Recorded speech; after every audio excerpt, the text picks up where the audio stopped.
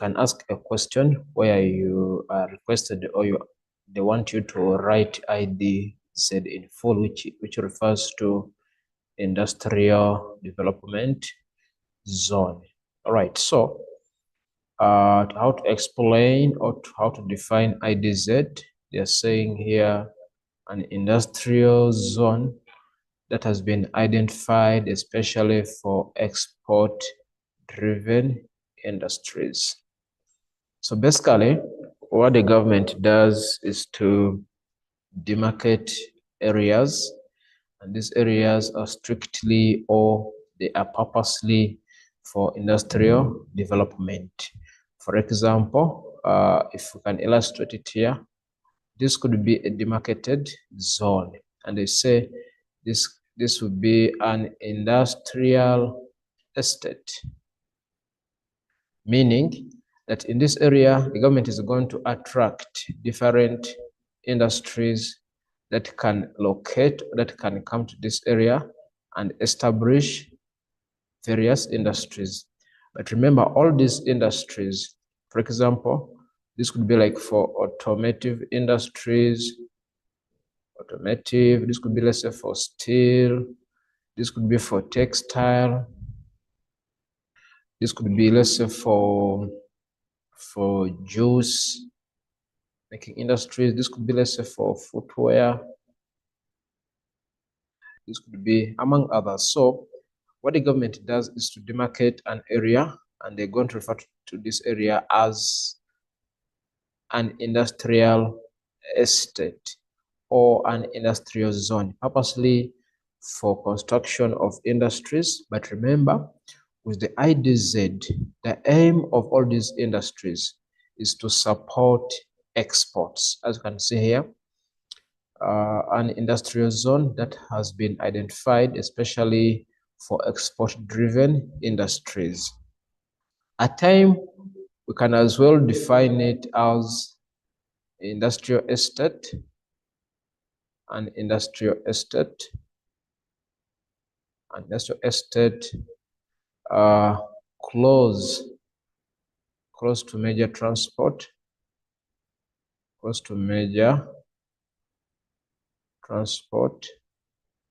to support exports. See, so meaning various industries are locating in a particular area with the aim of supporting or improving exports. Now, this takes us to what are exports? You never know. So we know that exports, this involves selling of goods to other countries. For example, South Africa could be selling goods to United Arab Emirates, like fruits, or could be selling coal to countries like Zimbabwe, Angola, just giving an example. So when South Africa is selling such goods to those countries, it will be engaging in what we refer to as export trade. And it is very important because it allows in more income or more foreign exchange, which stimulates or which improves the economy of the country. All right, so that is about export trade and IDZ. Don't forget, we said there are built up industrial estates close to major transport. And when we say major transport, for this case here, major transport would be referring to things like harbors, airports, national roads,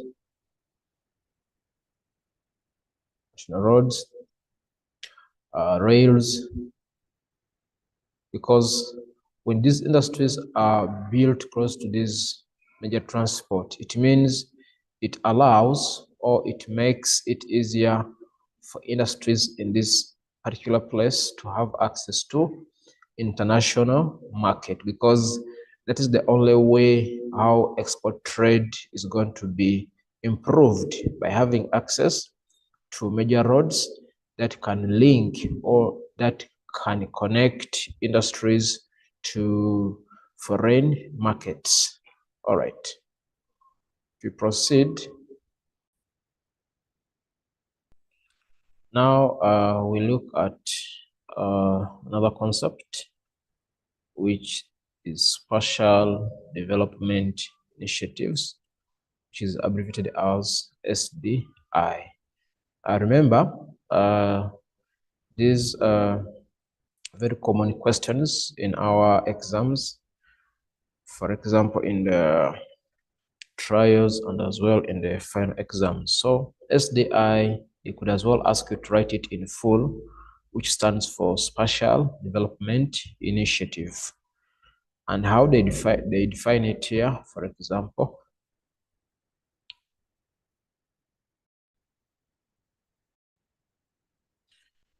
Spatial Development Initiative, it can be defined as, let me first remove this so we can make things clear.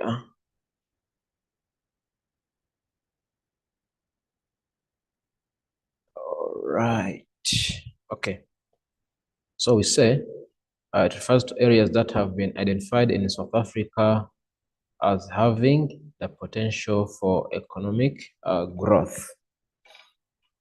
We could as well define Spatial Development Initiative as also improving, let's say improving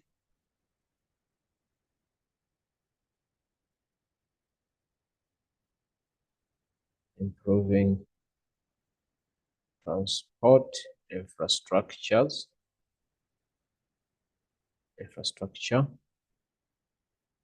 to support areas of economic potential. Okay. Though for this definition, it says areas that have been identified in South Africa as having potential for economic growth. Remember, there are some areas which could be good for agriculture, for tourism, for mining, and of course, other related business developments. The only challenge those areas we're facing is poor infrastructures, such as poor roads, poor rails, not having access to market. Therefore, the government came up with a strategy. It came up with a strategy to see how best to support such areas to improve also the economies, meaning that those given areas were good. For example, let's say an area could be good for tourism attraction, but the challenge, how could the tourists access that point? That is why they came up with a strategy to see how to improve infrastructure such as transport, so that tourists could access such places. And we know when tourists go to such places, of course, it will increase or it will improve the income of those given areas. All right, so that is why we say it is a strategy to support areas of economic potential. All right, then decentralization, it refers to the development of economic activities in an area away from the central location. So this means that like we saw before, we have different industrial zones like PWV, Port Elizabeth, meaning that industries in PWV, they are situated at a particular area. They don't spread all over the place. Now, to decentralize is to allow industries. Let us try to illustrate here. So if we say industrial centralization, industries are all clustering to one point. See, so this is an industrial zone, meaning that these other areas, they could be left out on development. Therefore, to decentralize, it refers to industries now moving out of these core areas to different places. Could be this other side, this other side. So let's say area A, area B, area C. So I mean, industries are now moving to area A, which is to decentralize. They are moving away from areas of core where there are so many to places where there is a little or where there is a few industries. So that is why here they define it as the development of economic activities in an area away from a central location. A central location is the same as a core area where most of the activities are centered. Therefore, we need to disperse or allow these economic activities to spread outside of that core areas to different places. Let us now look at the specified IDZ for the purposes of examinations for 2023, November and June. We are going to look at Kruger as our specified IDZ. Remember, there are so many IDZ, but for the purposes of exams, we shall focus on Kruger. All right. So remember, we said that IDZ, these are built-up industrial estates. Just say industrial estates or zones close to major transport to support exports. Or to improve exports, because we know the advantages of having a lot of exports. That means more money is coming in. Therefore, we're going to look at what is Kruger, where is it located, its advantages, disadvantages, and all of that. So this is our Kruger IDZ. As you can see, what you can identify here, I think you can see these ships, and you know, when you see this, because there are a lot of containers here. Look at these infrastructures, you know, good roads. See, then of course this is the ocean, or this is water. Now it shows you, like we said, these are these huge ships. It shows you that this is a harbor here. See, so there is a harbor, meaning that this IDZ was built close to the major transport network, which includes a harbor, and as well there of course these better roads, which will link it to various markets locally and internationally. But for the case of the harbor, of course, it's going to link it to the international markets. All right.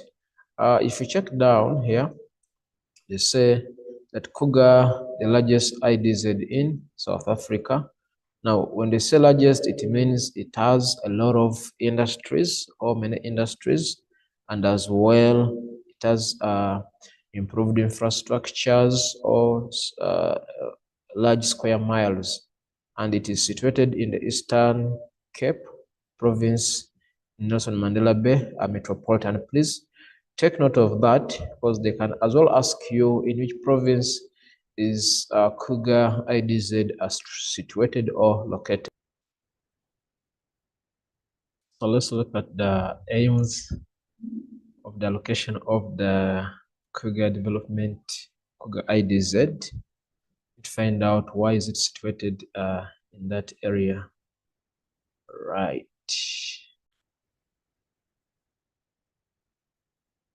remember we said that Kruger is situated in the Eastern Cape province. Now, as you can see here, we look at the different aims. Please don't focus on the SDI. We shall come back to this one later. Our focus is on Kruger IDZ, situated in the Eastern Cape, as you can see on our map here. This is Kruger situated there. Now, the aims for establishing this IDZ in Eastern Cape was to attract local and foreign investment or investors. As we know that investors, if they are to inject their capital into a particular area, they will ask for facilities availability. So because of the availability of this IDZ, so the aim was to ensure that they convince investors to come and build up industries in that area so as to improve the economic development. Secondly, to position South Africa as a trade hub, because we know the more the industries that will be set up in Kruger, this will as well stimulate industrial production, which will promote trade both locally and internationally. And we know the importance of trade because it allows more foreign exchange, which benefits the economy or improve the economy of the country.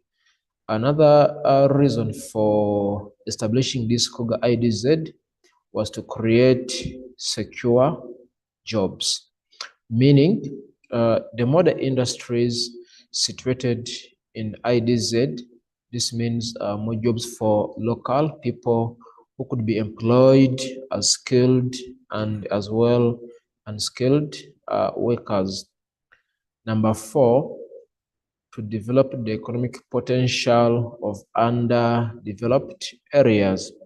Like we did say before, one of the aims of this IDZ and SDIs was to improve the economic potential of areas that had been left out from development, because you find that some areas could have minerals, could be good for farming, could be good for tourism, but because of poor infrastructures, those areas were still underutilized. Therefore, when such strategies are brought in place, such as IDZ, it will develop the economic potential of those areas which were underdeveloped by improving infrastructures, attracting investors, attracting tourists, and as well promoting trade in those given areas, which will improve on the economy of the place.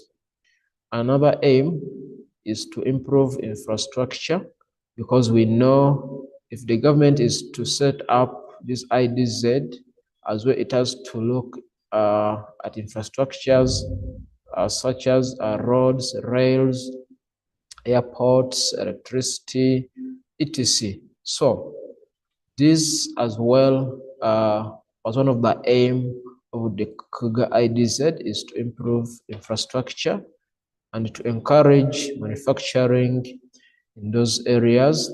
Manufacturing, as we know, processing of raw materials to make more goods, and the more the goods, the more export trade, which at the end is going to improve the economy, more foreign exchange, among others. So therefore, the aim of the Kruger IDZ was to encourage manufacturing in the Eastern Cape places or areas. Another aim was to use local resources for manufacturing, meaning there were those resources that were underutilized or were not used appropriately. So because of the Kruger IDZ, such resources have been utilized at their potential, and as well to reduce import of goods, because we know The more you import goods, more money is being spent, which means less is left for expenditure, or less is left for improving the economy. That is why we say the more you spend, that means a lot of money is leaving, but the more you sell, more money come in. Therefore, the aim of the IDZ at Kruger was to reduce import of goods and improve the export of goods. Now, among the main activities or the different types of industries that are situated in Kruger, we have automotive industries dealing with car assembling, agro-processing. This means industries that are more into food processing, chemical industries, business process outsourcing, energy, among others. So those are some of the aims of the Kruger IDZ, and as well general manufacturing as among the activity. Now they say, what were factors that favored the location of the Kruger IDZ? Factors favoring location of Kruger IDZ. Firstly, they say it lies adjacent to the largest port, that is the harbor. So meaning, because of the availability of the natural harbor in the Eastern Cape, this has resulted into the development of Kruger IDZ, meaning industries in Kruger will have access to export market. The mere fact that there is a harbor, this means more export market. So it is one of the factors that resulted into or that favored the development of the Kruger IDZ. Secondly, directly connected to South Africa's national rail and road networks. This means as well access to local market. So meaning that industries in Kruger won't struggle to access markets locally and as well internationally. So that is why they say that one reason for establishing Kruger was there is improved infrastructures linking Kruger to the main roads and the rails accessing a local market. Another factor is the availability of large labor force. These are workers, both skilled and semi-skilled. And we know this is needed in industries. So it is another aim why Kruger was situated in that particular area to allow accessibility to local people who could offer their services. Another factor, large local market, meaning that there, because of high population in the Eastern Cape, this as well provide a local market to the Kruger industries, and not only in Eastern Cape, like we mentioned, because of the rails and the roads, these are allowing Kruger to access the entire population in South Africa. Access to international markets because of the harbor is another factor, as we mentioned before, that this as well stimulated the development of the Kruger IDZ. All right. But we look at factors hindering Kruger development, because to hinder, as we all know, hinder could as well mean factors that limit progress. Limit progress or challenges which industries in Kruger IDZ are facing. So they say, number one, hindrance factor, government not providing enough investment incentives. Incentives such as tax rebates by the government sometimes, or can as well talk about tax holidays, where the government could suspend charging those industries. So because the government is not providing enough investment incentives, as well, or maybe could be and talk about loans. So this is discouraging progress in the Kruger IDZ for supply of electricity and water. We know because of load shedding and not enough water, this as well limit production, which hence affects the profits of the industries, and later will limit progress, which makes it a challenge. Shortage of skilled labor force, not enough technicians or experts. This could be as a result of brain drain, whereby the experts are now running to other countries because of better wages, or it could be as a result of high mortality rates due to HIV. Many experts are losing their lives now, which becomes a challenge, losing those experienced personnel.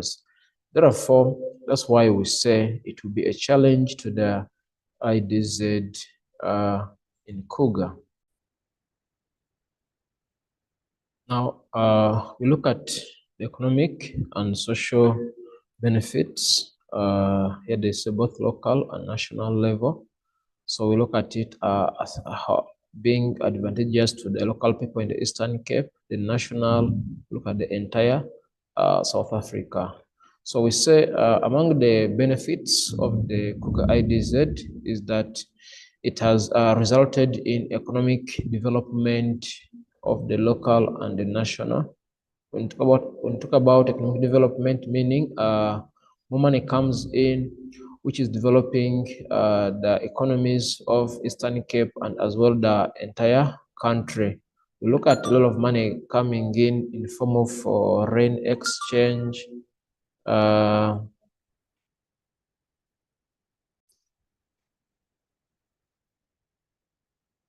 Therefore, this money will improve incomes of the local people, improve infrastructures, more trade. So contribute to the GDP. So it means that there will be development both locally and at a national level. And as well, does contribute to the local and national GDP, because we know as there's a lot of production taking place, a lot of profits are being earned, a lot of income being generated, which now stimulates the development of both Eastern Cape and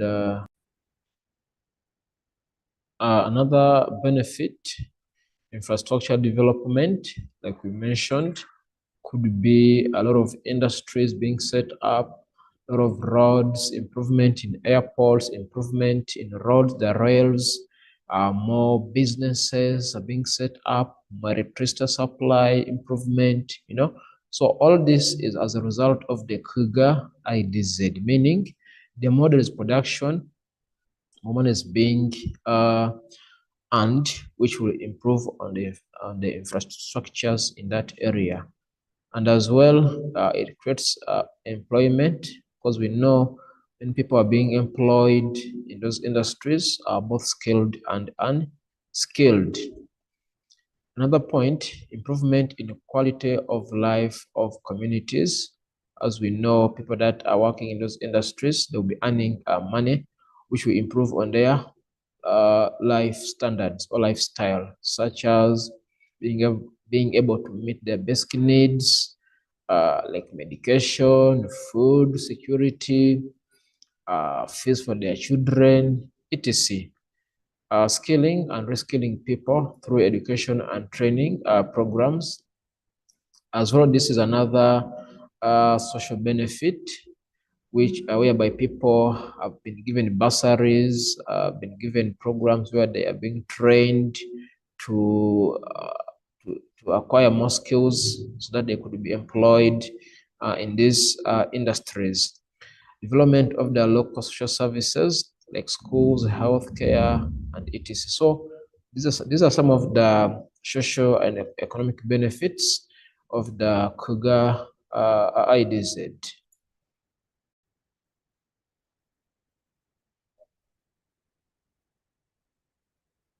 So we can as well look at some of the locational advantages. It being situated in the Eastern Cape, how is it advantageous? They say there is advanced telecommunication networks, which could include roads, of course, the harbors and the rails, tax incentives and rebates. When there's tax incentives, at times the government can give you tax holidays, not taxing you like normally, or rebates where their industries are given returns for paying or for being compliant with SARS. There is a strong electrical power grid, meaning they have access to electricity, modern roads and water infrastructure, the natural depot of Wala. There are wind power farms as well, which substitute electricity. Plenty of land available for development, and of course, large skilled and unskilled labor. So these are some of the location advantages. And as well, we did look at the contribution to the economy, whereby there is growth in the Eastern Cape, jobs for people, development of skill through provision of bursaries, and development of other businesses. So now our next, we're gonna look at the Spatial development initiative, like we said, which is the same as the SDI, and we said this could refer to improving infrastructures,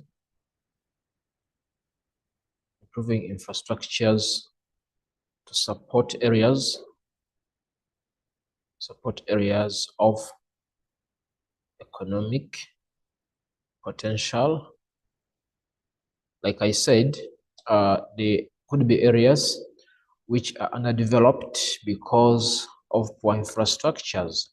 But if we improve infrastructures, this could include such as roads, rails, airports, access to electricity, etc.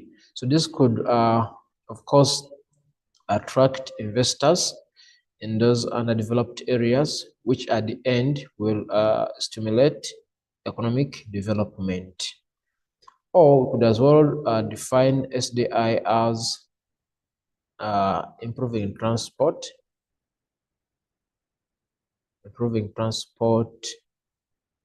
infrastructures,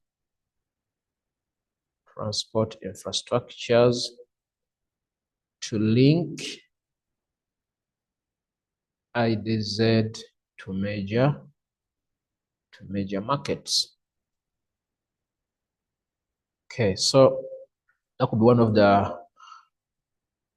one way of defining IDZ. Now, our main focus of SDI for November exams 2023 and June 2024 will be the world cost.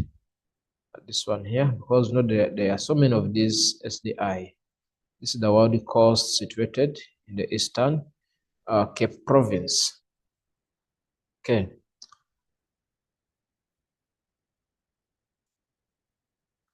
So this is the world cost SDI, as you can see, showing us where it is situated, the Eastern Cape, along the coast.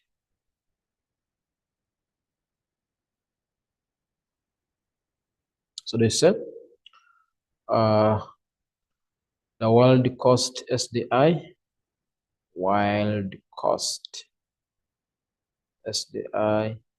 located in the Eastern Cape province, areas for potential development, natural resources, adventure and outdoor tourism, cultural and historical tourism. So the aim of this SDI was to improve the potential of areas which had natural resources like minerals, farming, So if they improve infrastructures in that area, it could stimulate economic development and as well attract tourists for adventure and outdoor activities, also improve on cultural and historical tourism. Now we look at the aims of the Wild Coast SDI. Why was it implemented or why was it situated? So one aim of coming up with this Wild Coast SDI was to develop more jobs through tourism. Because we know, like we said earlier, there are areas which had potential for economic development, but since they never had access to better infrastructures, those areas were still underdeveloped. Therefore, due to improvement in infrastructures, this has attracted tourism industry, among other activities, which at the end created more jobs for the local people that will be working for the tourism industry. And as well to generate sustainable jobs for the local people, same as creating more jobs which are sustainable for the local people, meaning the more infrastructures are improved, the more sustainable businesses would be created in those areas. And as well, another aim was to attract investment from the private investors, meaning if infrastructures are improved, so those areas of economic potential will attract people who would want to inject capital in such areas to develop them. And fourth, exploit underutilized resources for export purposes, meaning because of poor infrastructures, some areas were underutilized and were not developed. Therefore, if infrastructures in particular are improved, this will result in utilizing those available resources, making it good for export purposes. Now, those are some of the aims of the wild. So like I was saying, another aim was to exploit underutilized resources such as minerals, land, so as to promote more export trade. In challenges hindering development in the wild coast, like there's a lack of entrepreneurial skills from local people. Some people do not have skills to improve their businesses or to utilize the infrastructure, so which becomes a challenge. Land is illegally sold, which means land is being sold, given people illegally, which now will create conflicts. There's illegal mining, which is as well is hindering development and destruction of natural vegetation, poor infrastructures. Some roads are still in poor conditions. Many farmers are still engaged in subsistence farming, meaning the aim is not to improve economic development, but the aim is to support themselves. All right. We can as well try to use this other side and see to understand it much more better. As you can see, this is our, try to remove this. So this is, use a different color, see if it is possible. Let's try to use this one here. All right, for the word. So this is our Wild Coast SDI. They say, what were the aims?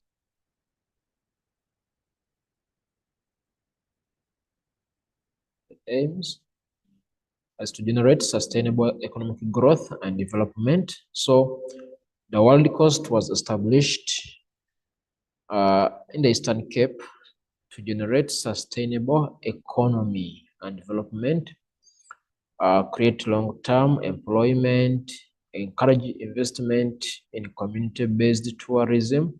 It's like to attract more investors in tourism sector, reduce demands on government funds for development of projects, and promote small businesses in agriculture and tourism. So this means whenever infrastructures are improved, it will attract or it will enable small-scale businesses as well to develop because they have access to market, etc.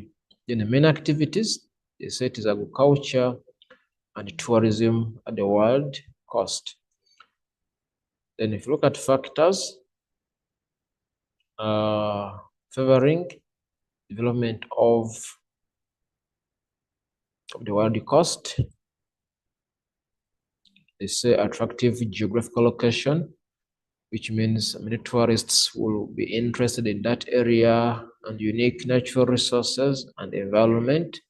So these were some of the factors which favored the development of the wild coast SDI. Then factors hindering is weak infrastructures, weak rural economy, and high unemployment.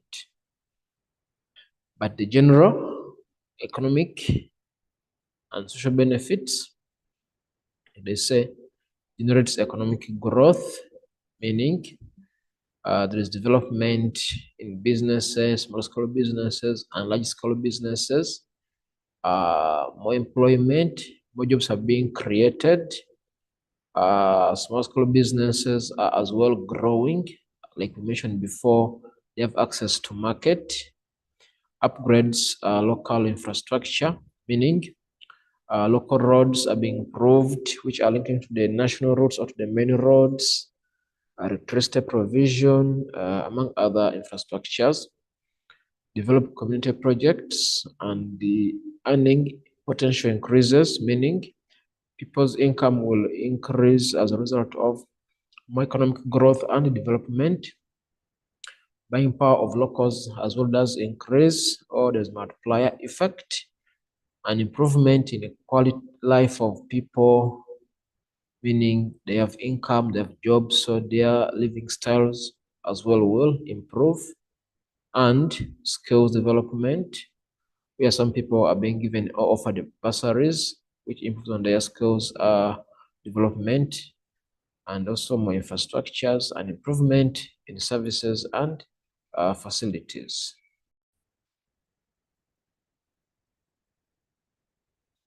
So let us look at industrial centralization and decentralization. Like we spoke earlier, decentralization of industries. This is when industries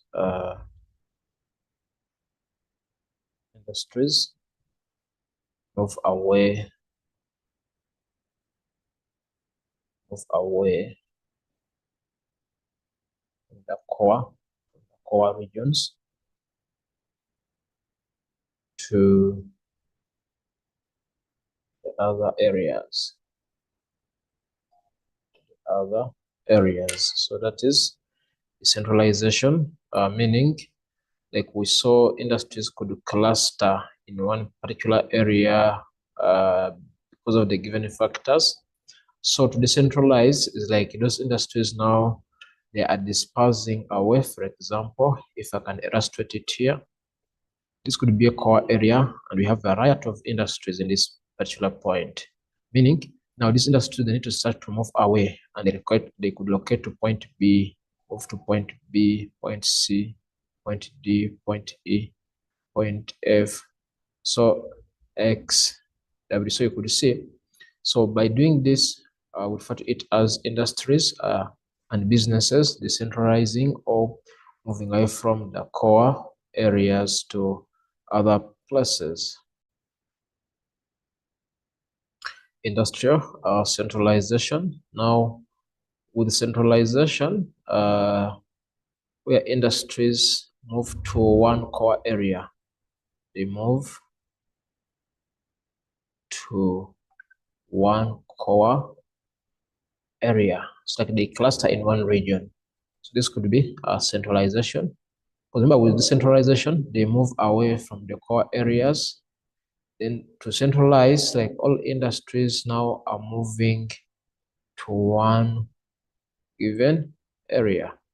This is to centralize. All right, now we want to see the advantages and disadvantages, firstly, of industrial centralization.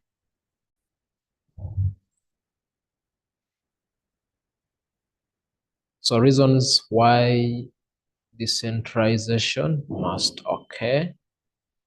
They say there is uneven spread of financial resources and services in South Africa.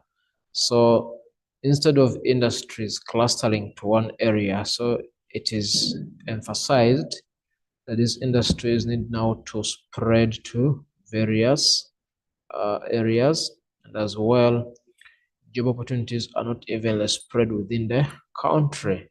Because with industrial centralization, you find that jobs are only focused in particular areas and others are being left out. That is why if you come to this other side for industrial decentralization, if industries are moving to such areas, choose the color here. If industries are now moving to such places, it means that there will be job distribution in so many places instead of jobs only focusing to this particular point here. Because with this one here, with centralization, we see jobs are focused in a particular area. But if we compare with decentralization, jobs are spreading to different areas. That is why, secondly, they said another reason for decentralization was to try to distribute jobs evenly within the country. So let us try to look at the advantages of centralization of industries and businesses. Like if industries are focused in one particular area, how is that an advantage? They say the first one, for major industries, areas are highly developed. So meaning because of centralization, there will be high development of industries.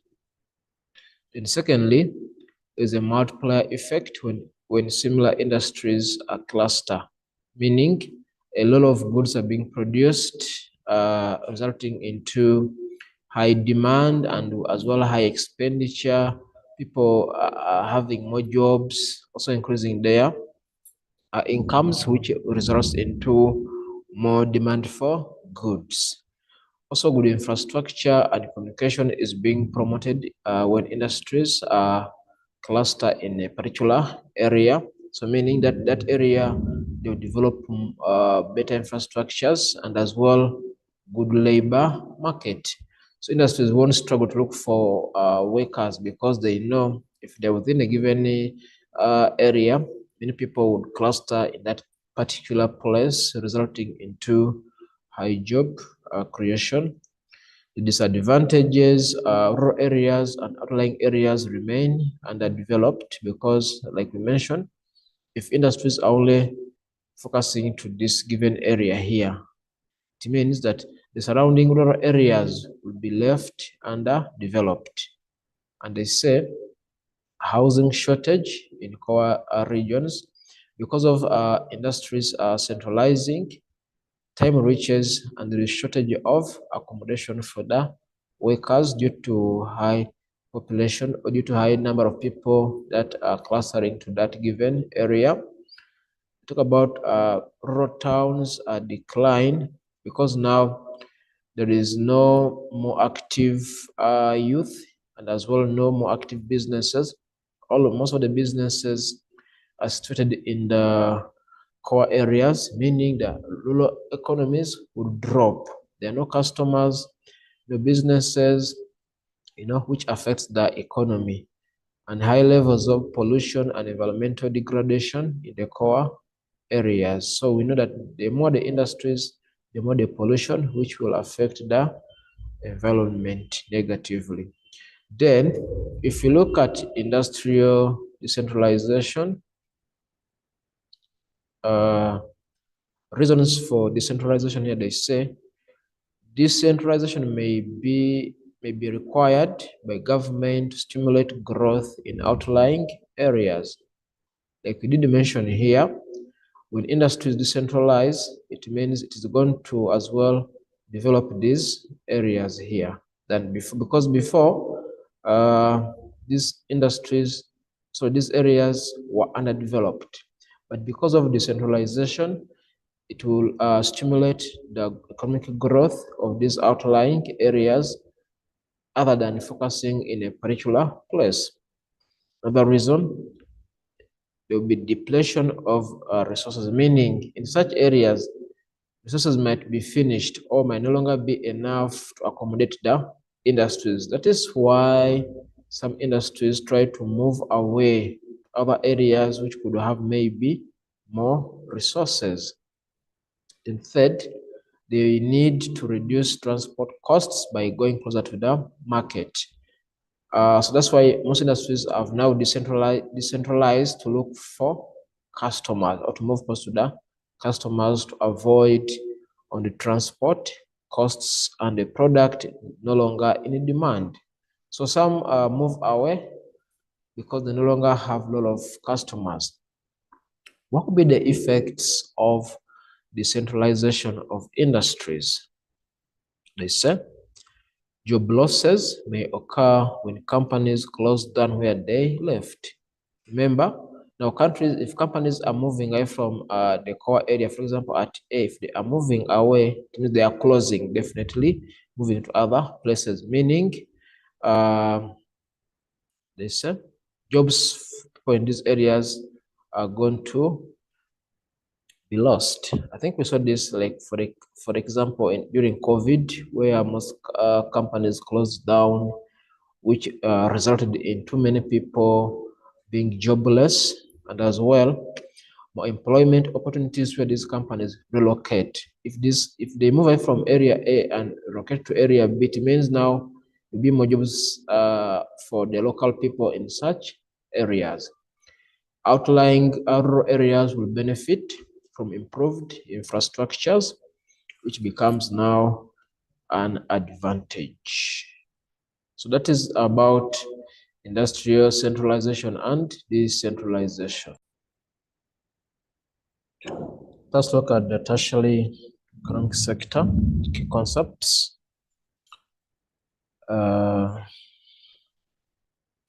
Tertiary, which says involve the provision and distribution of services to the businesses and to the consumers. Like we saw with primary sector is about extraction of raw materials. Then we saw the secondary sector, processing of raw materials. Now, with tertiary sector, they say it involves the provision of services to the businesses and to the consumers. And as well, we could say provision of goods and services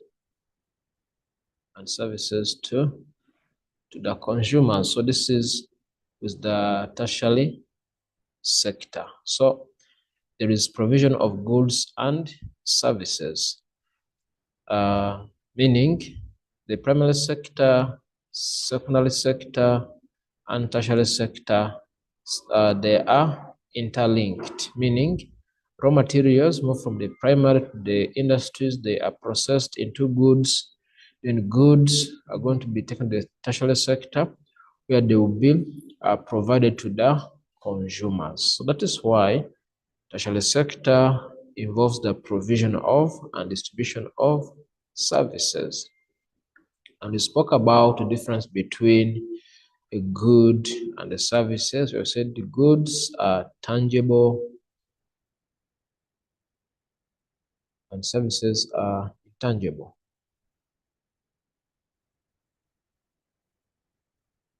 The services. All right.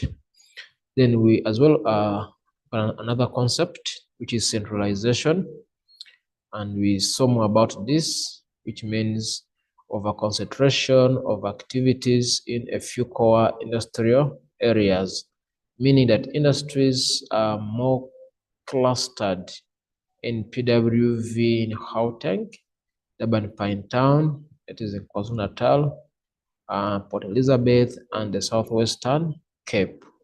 So there are more industries that have clustered in those four major areas. That is what we said regarding centralization, industries concentrating in a given few core areas. Then the decentralization, where industries move to outlying areas which are underdeveloped. Like also we did show, this could be a core areas. Industries try to move out of these areas to the outlying areas. So centralization, industries are all moving to one core area. Then decentralization, industries, they move out from the core areas. Then trade, the exchange of goods for money. Like we saw, for example, if countries are dealing in export trade, they sell goods to other countries and in return they get money. In local trade, the exchange of goods and services within the country. Sometimes we can as well call it domestic trade, where we are selling goods within our boundaries or within the boundaries of the country. Then we look at international trade, which is the exchange of goods and services between two or more countries. So this includes examples, export and import trade, where exports, countries, they buy from other countries, and exports, countries sell to other countries. Balance of payment, the financial statement showing the value of a country's transaction with the rest of the world to show how much was, for example, South Africa received after selling to other countries, or how much it spent when it was buying from other countries. So that would be the balance of payment. And balance of trade, the difference in value between the visible and invisible imports or exports. Then exports, goods and services that are sold to foreign countries.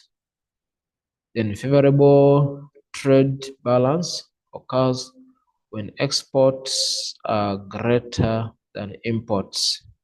Then we say it's favorable trade because we know the more you sell, the more money comes into the country, which makes it more favorable. But if you are buying more, that means you are spending a lot of money, and if you are selling less, so we shall say the country will be experiencing unfavorable. Unfavorable, this is when the imports are greater than the exports. But when it is favorable, this is when the exports are greater than the imports, meaning the country benefits more when it is selling to other countries, which means more money is coming to the country. Then foreign exchange, the money paid to South Africa by other countries, get dollars, pounds, etc. So meaning if South Africa, let's say, trades with countries in the USA to be earning dollars, or in UK, those especially pounds or euros, among others. Then imports, goods and services that are bought from foreign countries. If we give an example, for South Africa buying clothes from China, that would be import trade.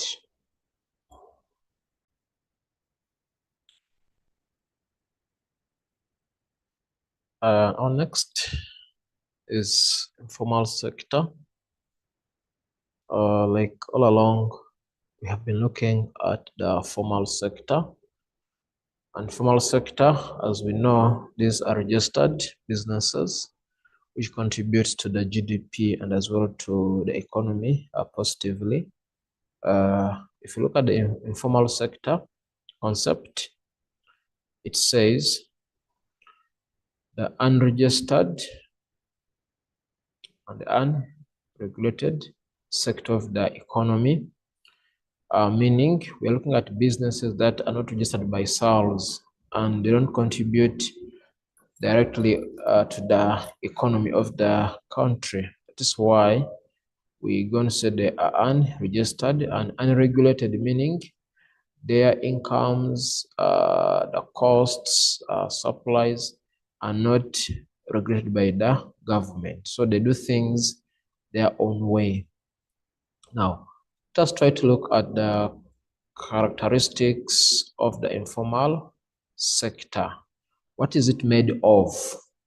They say operations are on a small scale, meaning most of the businesses that are under informal sector, they are on a smaller scale. For example, if you look at people, can say street vendors, hawkers, hairdressers. Yeah, most of these ones, their businesses are on a smaller or on a small scale, meaning they don't usually have businesses on large scales. Low costs are involved in starting a business. So, for example, if you're a street vendor or if you're a hawker, you don't need a lot of money to start the business. That's why we say low costs are involved or you need less capital to start the business.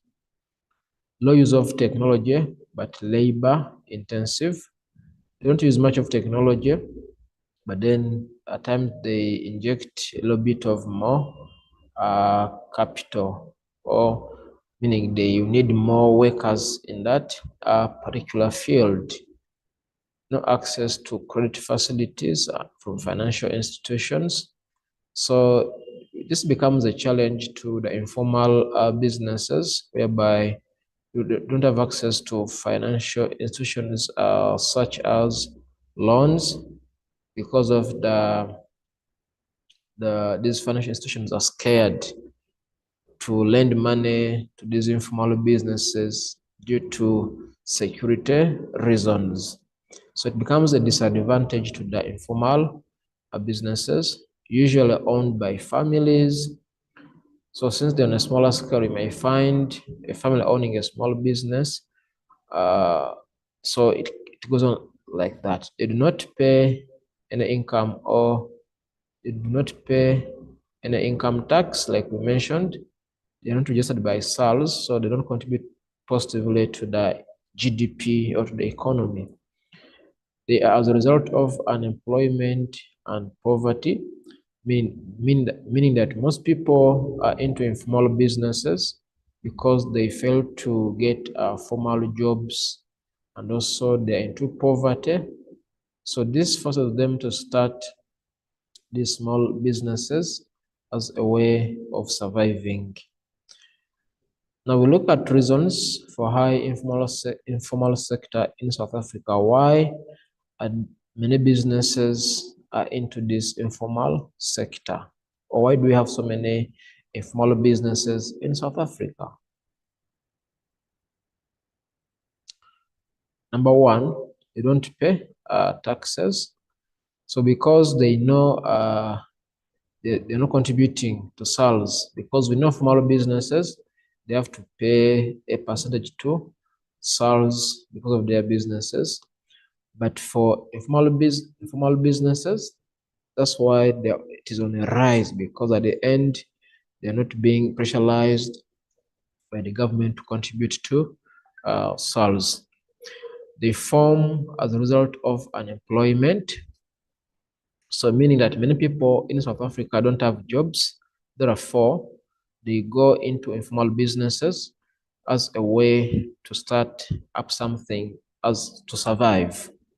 So employees don't contribute to pension or UIF funds or medical aid. So it is another reason why the high rise of these small businesses, because whatever they earn goes straight to their pockets without any other contributions such as UIF or medical aids. They form due to poverty. As we know, many people are unemployed, are living in poverty, food insecure. Therefore, they go for such informal businesses or activities to reduce on their levels of poverty. So drop in the economy,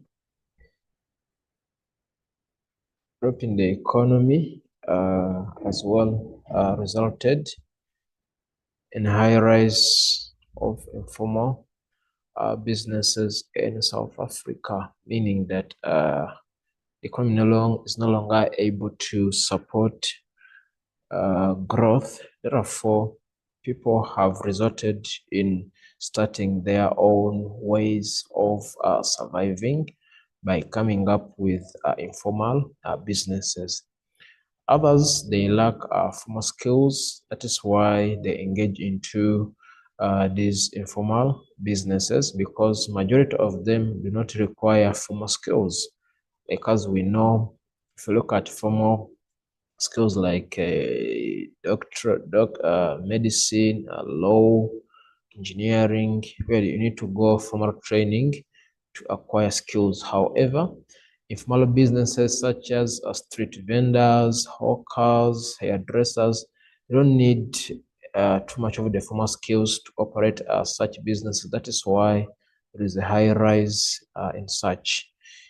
Second, another factor or reason, it is cheap and easy to start, meaning it is not that complicated as compared to the formal businesses, because we know formal businesses, there are a lot of things that need to be worked on, such as compliance with the municipality laws, etc., which makes it a bit expensive and not easy to start. Therefore, with informal businesses, most people engage in them because it is easy and cheap to start.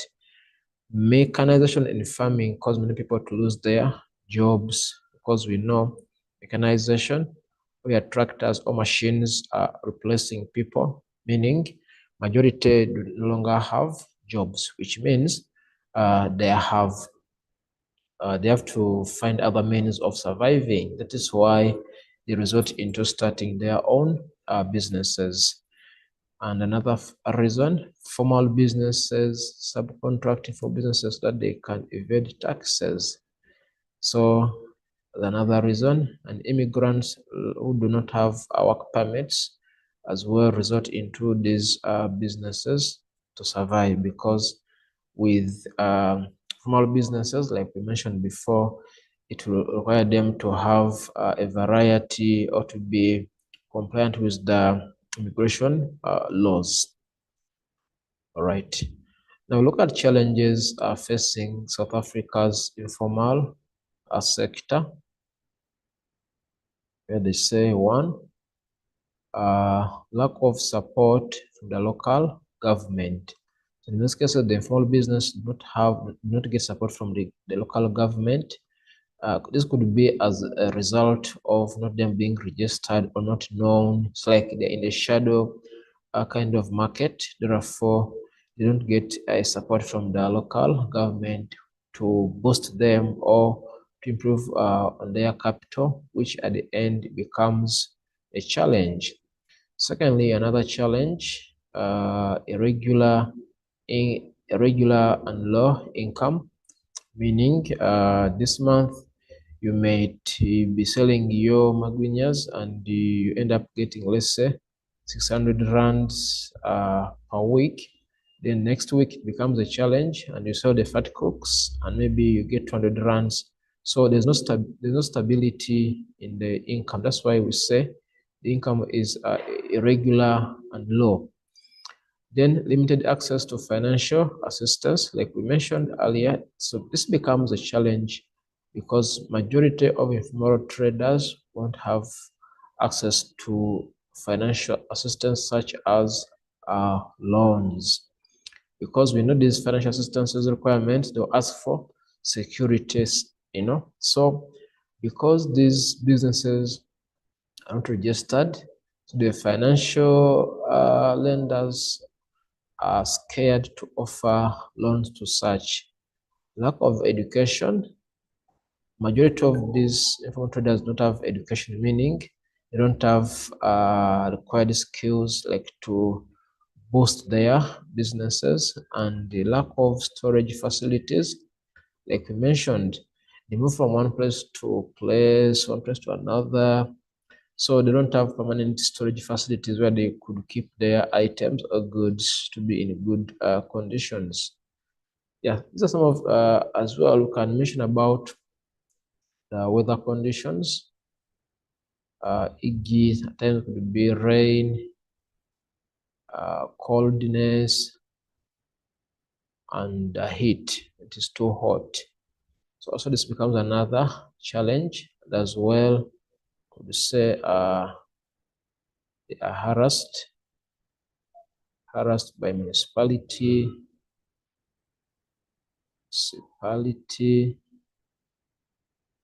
which becomes another challenge among other challenges. All right.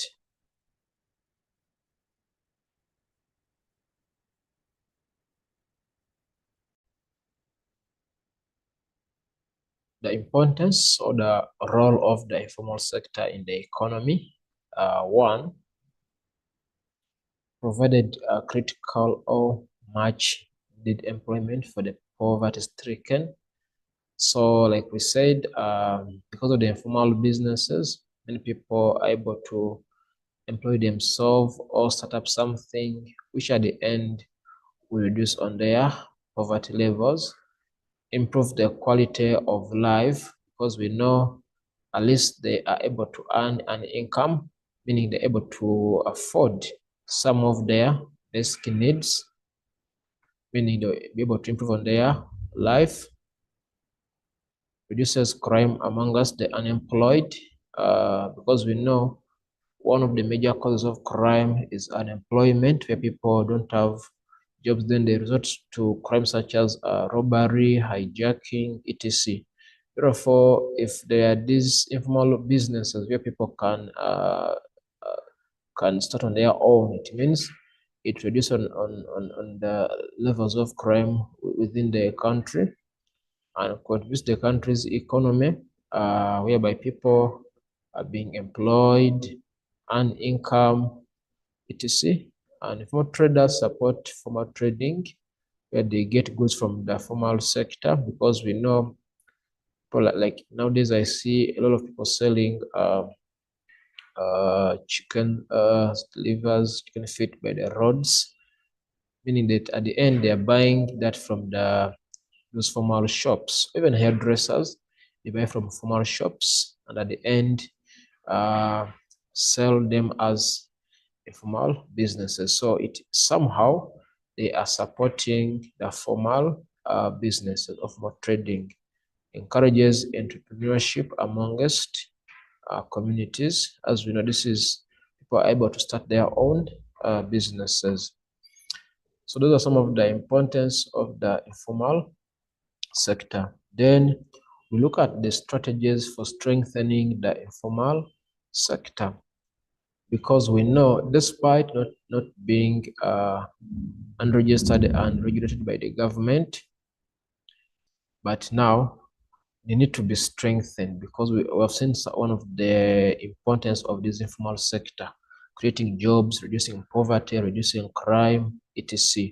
So meaning that sector as well has to be strengthened. In which way? One, the government can provide storage facilities and support services to ensure that the items or the goods of the informal traders are kept well and in good health. And as well, education in entrepreneurial skills and training, like to offer more programs to ensure that the informal traders also acquire more skills or acquire more business skills so as to improve on their businesses.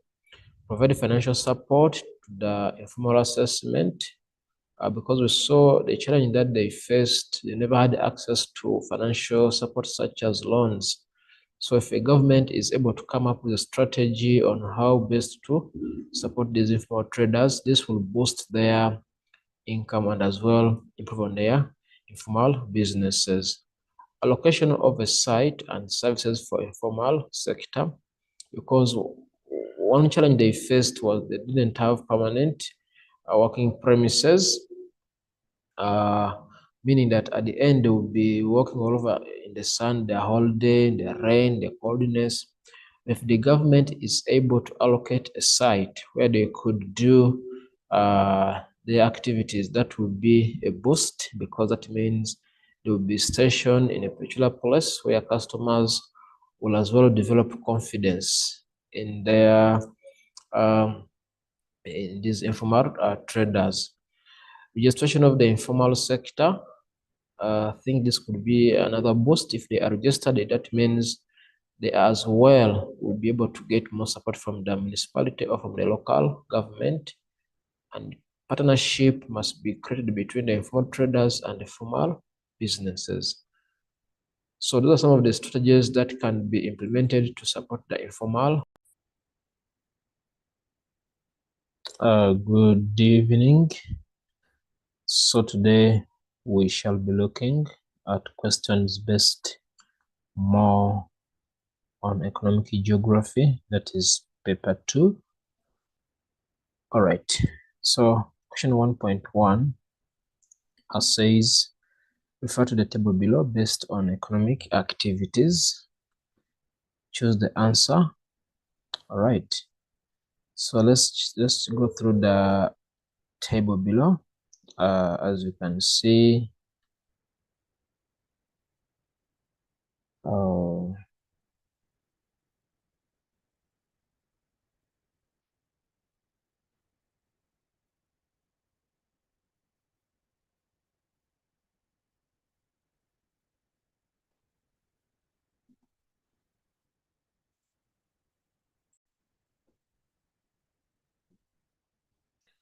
so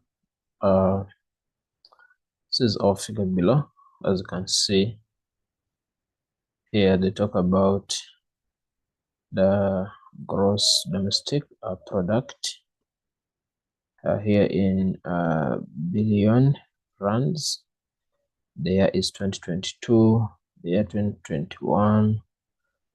You can see the amount in billion rands. Then here there are different activities, like utilities, transport services, etc. And as well, how they contribute to the GDP or their amount in rands. So question 1.1.1 says the dash of a country refers to the total value of goods and services produced by the permanent inhabitants of the country. Now the concept here is the word permanent inhabitants. So this one does take out people who are not permanent inhabitants. So we are focusing mainly on permanent residents and as well the citizens of the country. So this could include citizens who are working abroad or in other countries, and as well the citizens that are working or that are contributing domestically. So for this option, our answer is going to be the gross national product, or the GNP, as our answer, because GNP deals with the contribution by the permanent inhabitants of the country. That will include permanent residents or the citizens of the country, where their contributions is calculated under GNP. Question 1.1.2, it says, South Africa's gross domestic product enables one to compare A, employment rates, economies of other countries, standards of living, imports and exports. Now, since GDP, we are looking basically what the contribution domestically or contribution that is done by people within the country. So this could assist in comparing South Africa's economies with those of other countries. Of course, we use GDP to see whether there is growth in the economy of a country or whether there is decline in the growth of the, we can say if there is growth in the economy or if there is decline. So we can use GDP to compare. For example, we could say that in 2021, South Africa's GDP, let's say, contributed 30 billion rands. Then if we compare with another country, let's say Malawi, we say Malawi's GDP, it was, let's say, 15 billion rands. So this enables South Africa to be able to see its growth as compared to other countries. So that is why we say the GDP enables one to compare the economies of other countries with your country. Number 1.1.3, the primary economic activity that contributed the most to the GDP in 2020 and 2021. Now, the main concept here is the word, the primary economic activity. If we check on the given options, we can see that utilities, this is not a primary activity, so that's why we take that one out. Agriculture, this is a primary. Services, this is not primary. Mining is primary. So our focus is on these two. So we need to check and find out that which between agriculture and mining contributed the most to the GDP in 2020 and 2021. So that means we go back to our table and check between agriculture and mining. If you look at mining, this is mining here. If we check its contribution in rands, it was, you can see it was 213,459 million rands. It is for mining. That with agriculture, you can see it contributed 12,700, not really. This is 1, 2, 3, 5, 6. Yes, which means it contributed to 127,960. So which means this is the contribution of agriculture was low, yet the contribution of mining is high. If we look at the rands, the contribution in rands. So basically, if we go back to our options, it means we are going to take mining as our correct answer, because we could say in 2020 and 2021, in 2020, it contribute 213,459 million rands. Yet agriculture, it was 127,960,000. This is, so if you check in 2021 as well, mining contributed 220,293 million rands. Yet agriculture, it is still in 114,030. You see, so you can see that the value of mining was a bit high as seen in million rands. So that is why we say that option D will be the correct answer. Number 1.1.4, the tertiary economic activity that contributes the most to South Africa's GDP. Now we are looking at tertiary, so which means under tertiary, we're going to look at services, utilities, public admin, and transport. So all these ones, they fall under the tertiary sector. So we need to find out which one contributed the most to GDP. Let us go back to our table and we check. So we're going to look at services, utilities.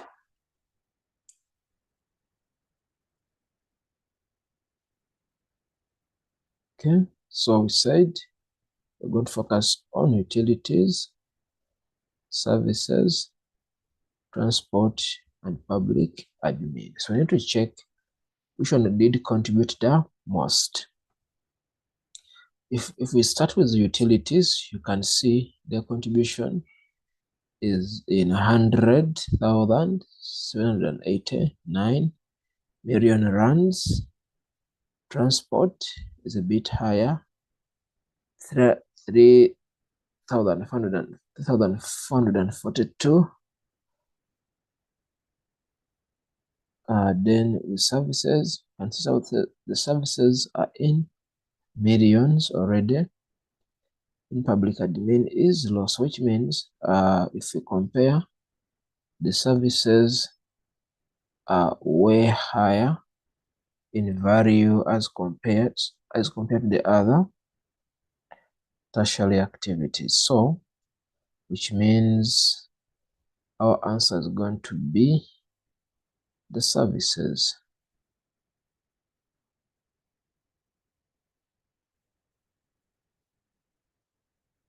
So our answer will say it will be services. 1.1.5, construction is an example of a dash economic activity. Construction, as we know, it is not about extraction. So we're going to compare with this one, this tertiary, quaternary, and secondary. However, the answer is going to be it's the secondary economic activity, because as you know, it involves of putting up something new. It's like they are using raw materials like sand, water to construct a building. That's why we say it will fall under the secondary sector. Number 1.1.6, the economic activity that showed a decrease from 2020 to 2021. The economic activity which showed a decrease from 2020 to 2021. So we're having utilities, services, construction, and agriculture. Said we are having utilities. Let's move this. So we're having utilities. Let's check again. Utilities, services, construction, and agriculture. Utilities, services, construction, and agriculture. So the question is asking which economic activity showed a decrease from 2020 to 2021. Showed a decrease from 2020 to 2021. Let's start with utilities. You can see in 2020, utilities, they were low. It was 100,789. Yet in 2020, there was an increase from 100 to 104. So which means this one, there was an increase. You check services, you can see 1,552, 1,600,000. So also here, there was an increase. Good construction, which says it was from 108 to 111. Also here there is an increase. So you look at the figures, then agriculture 127 to 114. So here there was a decrease. So that is why we say among the four options, so agriculture showed a decrease from 2020 to 2021. Let's go back.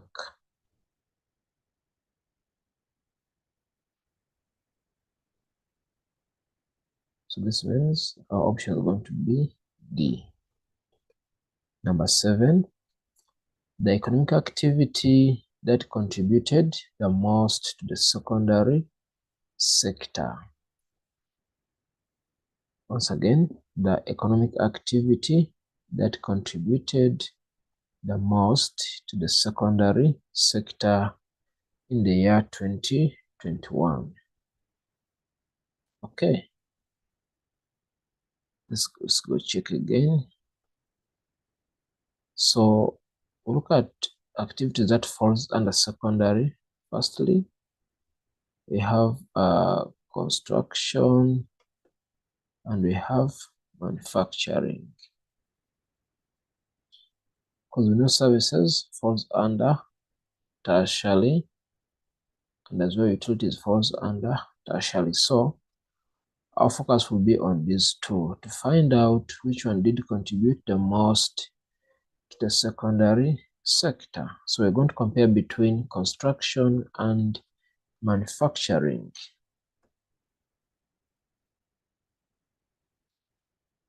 So this is construction. This is our construction here with these arrows. So you can see with manufacturing, it is already 5,000. It's 520,626. Then construction is 108,000.